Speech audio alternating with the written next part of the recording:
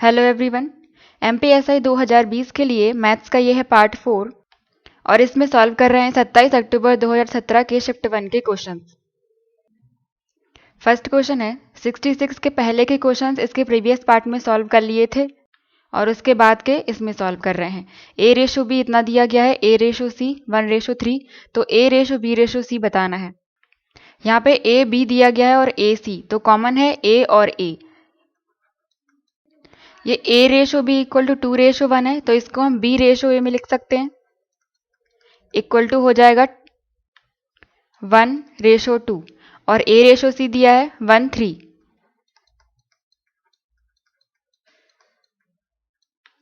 तो इन दोनों को हम इस फॉर्मेट में लिखेंगे, b रेशो a और a रेशो c, कि a के नीचे a आए। तो इस फॉर्मेट में हम इसे लिखेंगे, b रेशो a कितना है 1:2 और फिर a रेशो c 1:3 दिया है।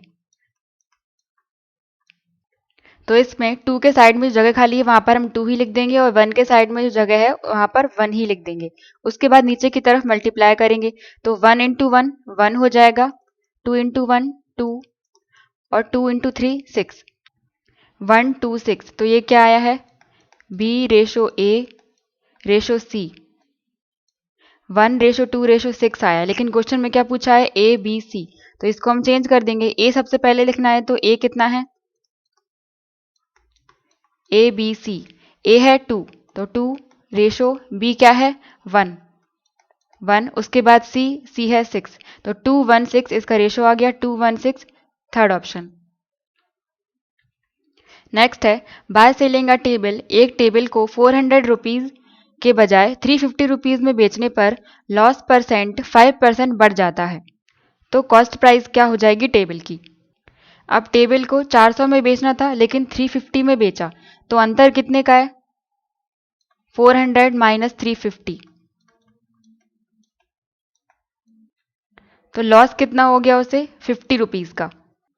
तो इस 50 रुपए की कमी के कारण लॉस बढ़ गया, 5% लॉस बढ़ गया। तो हम ऐसे लिख सकते हैं कि 5% इक्वल टू 50, क्योंकि ये 5% जो बढ़ा है वो ये 50 रुपए की कमी के कारण ही बढ़ा है। तो 5% इक्वल टू 50 हम कह सकते हैं यहाँ से। तो 1% इक्वल टू 10, 50 का डिवाइड कर दिया 5 में, तो 1% इक्वल टू 10 आ गया। अब कॉस्ट प्राइस पूछी है, इसमें कॉस्ट प्राइस 100% होती है, तो यहाँ से 100% कितना हो जाएगा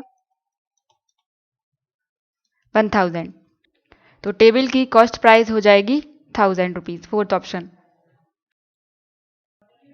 नेक्स्ट है price of sugar rises by 20%, sugar के प्राइस में 20% बढ़ जाते हैं। तो मान लिया कि शुगर की प्राइस कितनी 100 थी और 20% बढ़ जाते हैं, तो बाद में प्राइस कितनी हो गई 120, क्योंकि 20% बढ़ा दिया।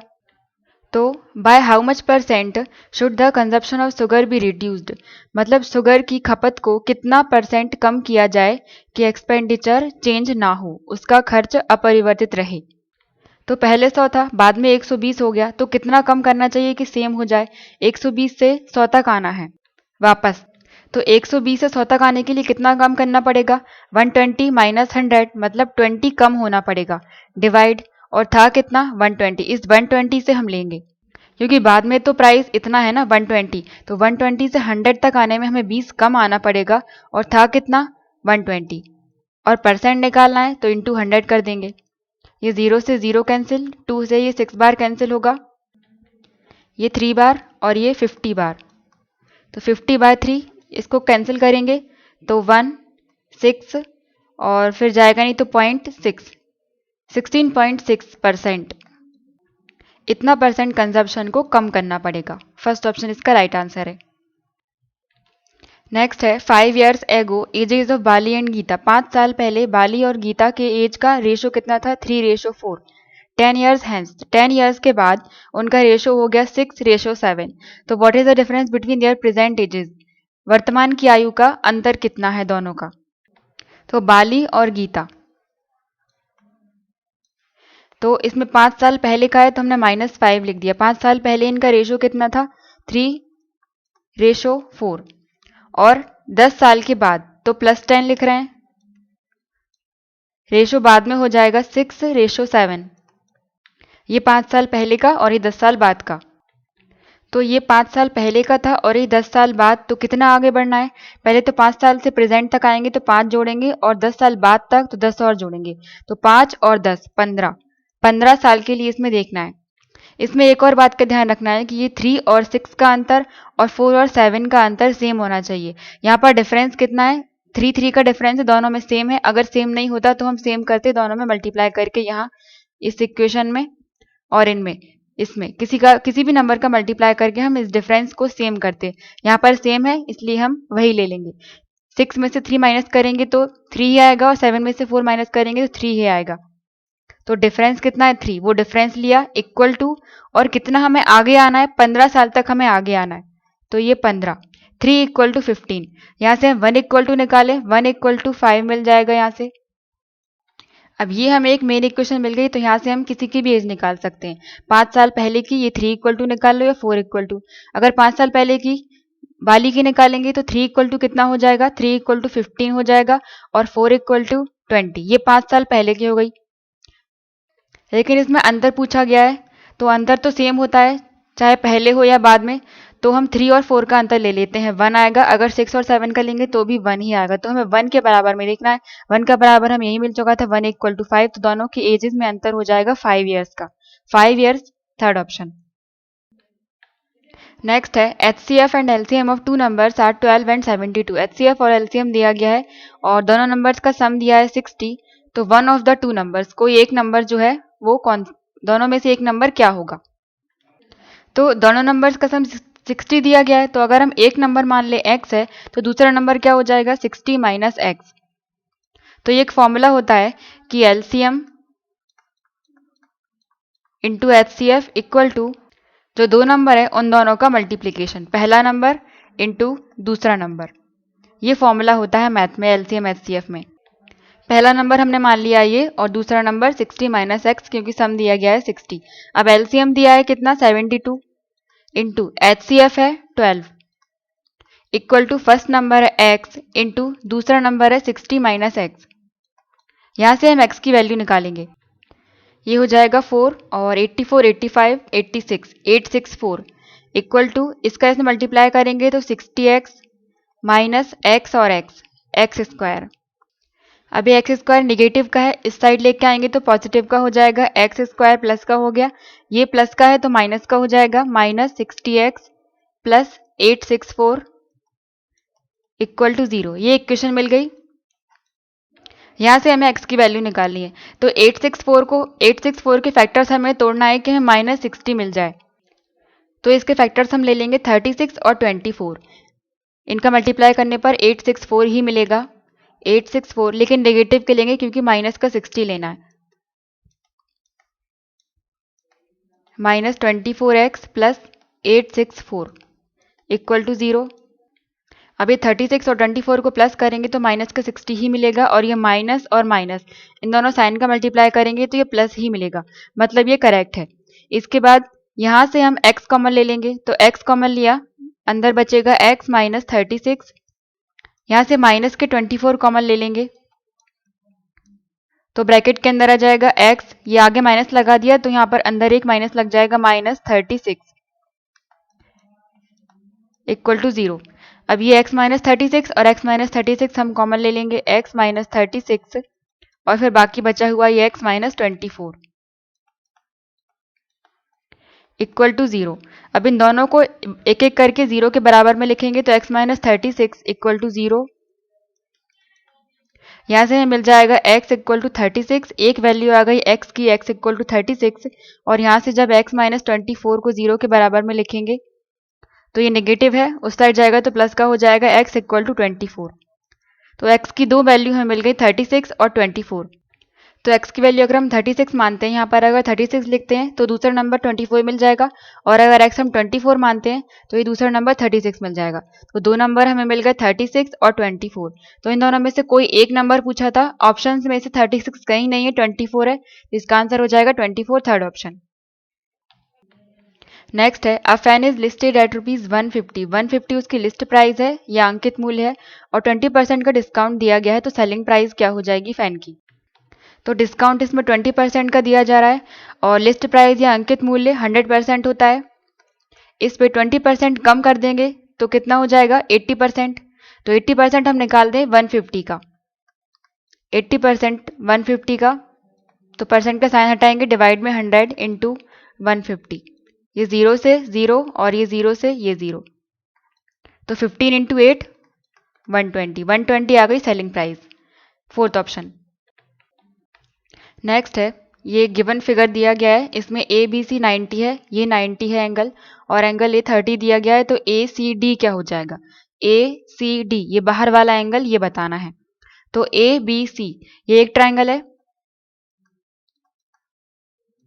ट्राइंगल ए बी सी में बी कितना है 90 डिग्री, तो किसी भी ट्राइंगल में तीनों एंगल का सम 180 डिग्री होता है, तो एंगल ए कितना है 30 प्लस एंगल बी है 90 डिग्री प्लस एंगल सी, इसकी जगह पर हम थीटा लिख देते हैं, इक्वल टू 180 डिग्री, तीनों का सम 180 होता है, यहाँ से हम थीटा की वैल्यू निकालेंगे 90 प्लस 30 120, तो 180 में से 120 माइनस करेंगे तो थीटा इक्वल टू 60 आ जाएगा।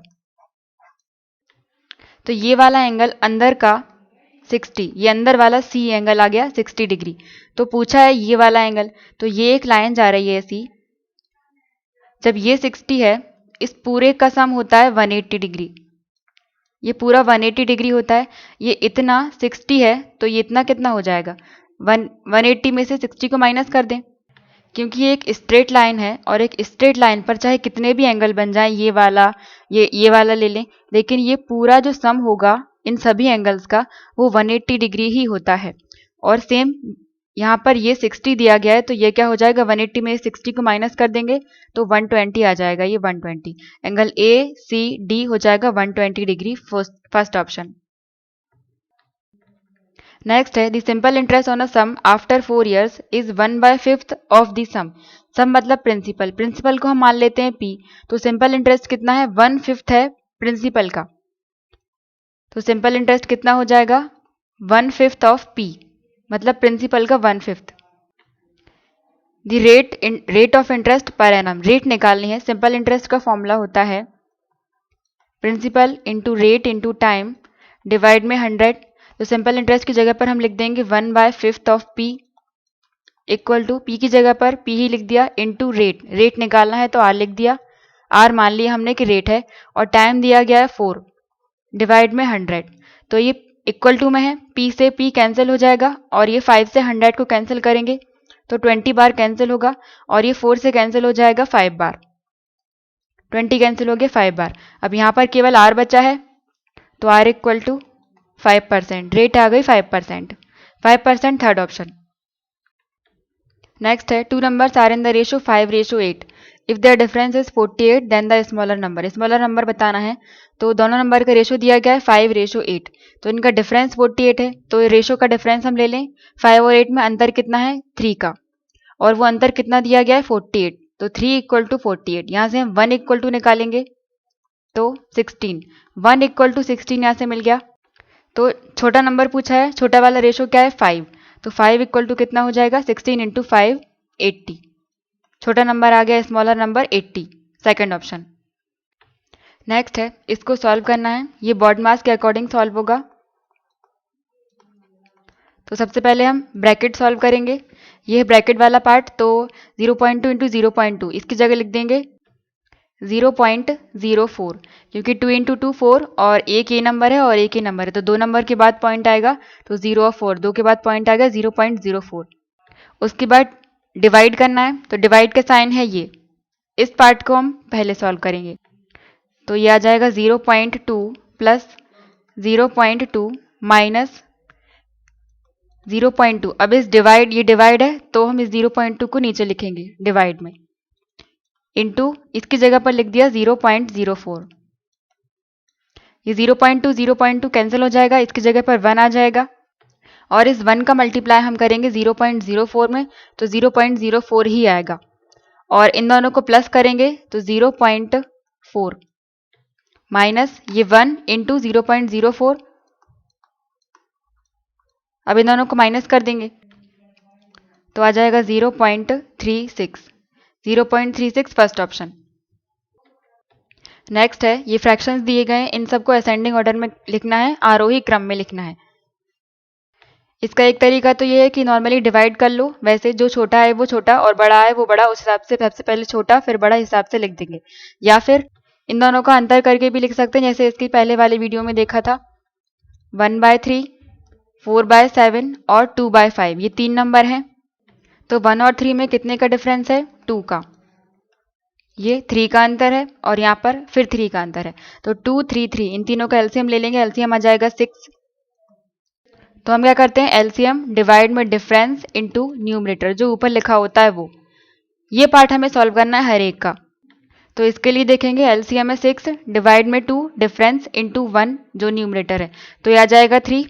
अब इसके लिए एलसीएम डिवाइड में 3 इनटू न्यूमरेटर में क्या है 4, तो ये आ जाएगा 8। इसके लिए एलसीएम है 6 डिवाइड में डिफरेंस 3 इनटू न्यूमरेटर है 2, ये आ जाएगा 4। तो इन तीनों में सबसे छोटा कौन सा है? ये 3 वाला। तो सबसे छोटा नंबर हो जाएगा 1/3, उससे बड़ा क्या है 4, उससे बड़ा हो जाएगा ये 2/5 और सबसे बड़ा है ये 8, तो सबसे बड़ा हो जाएगा 4/7। ये हो जाएगा इसका असेंडिंग ऑर्डर 1/3, 2/5 और 4/7। 1/3, 2/5 और 4/7 फोर्थ ऑप्शन इसका राइट आंसर है। ये वाली मेथड तभी करते हैं जब डिनोमिनेटर बढ़ा दिया गया, ये 1 और 3 में 3 बढ़ा दिया गया था इसलिए। या फिर ये छोटे छोटे नंबर हैं तो इनको नॉर्मली ऐसे ही सॉल्व कर सकते हैं। 1/3 को सॉल्व करेंगे तो ये आ जाएगा 0.33 और 4/7 को डिवाइड करेंगे तो ये आ जाएगा 0.56 और 2/5 को डिवाइड करेंगे तो आ जाएगा 0.4। तो इनमें सबसे छोटा कौन सा है? ये 1/3, तो 1/3 छोटा है और फिर उससे बड़ा है 2/5, तो 2/5 उससे बड़ा और फिर 0.5 ये सबसे बड़ा है, तो 0.5 वाला 4/7 सबसे बड़ा हो गया। तो फोर्थ ऑप्शन इसका राइट आंसर है। तो ये थे 27 अक्टूबर के मैथ्स के क्वेश्चंस। Thank you.